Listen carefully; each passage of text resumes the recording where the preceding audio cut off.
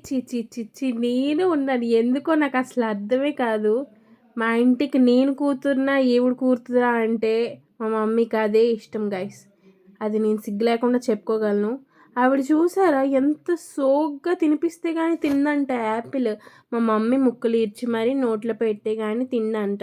మళ్ళీ చూసారు కూర్చోది కూడా పడుకొని నీట్‌గా ప్యాంపరింగ్ చేస్తూ నోటి దగ్గరికి తెచ్చి పెడితే గానీ నేను తినను అనుకోని బుంగమూత పెట్టుకుంది.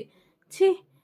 హాస్టల్‌లో ఉన్నప్పుడు కూడా అంతే. నాకేమో రెండే 2 ముక్కలు చికెను. ఈవిడకి మాత్రం వీక్లీ ట్వైస్. అది కూడా నాన్ స్టాప్ 3 పూటలు పెడుతూనే ఉంటారు. నాకన్నా దీన్నే బాగా చూసుకుంటారు గైస్. గానీ ఏం చేస్తాం? నాకొచ్చిన యాపిల్స్ కూడా ఆవిడే తింటుంది. నన్ను మిగల్చకుండా. అంటే నేను తింటున్నాను లెండి. కానీ ఆవిడ చూసారా? అసలు పడుకొని లెగదే. దొంగ మొహంది. నేను అద్దెకొచ్చానో తెలీదు. ఆవిడ అద్దెకొచ్చిందో తెలియట్లేదు ఈ ఇంటికి. నేను పుట్టానో తెలియట్లేదు. ఆవిడ పుట్టిందో తెలియట్లేదు.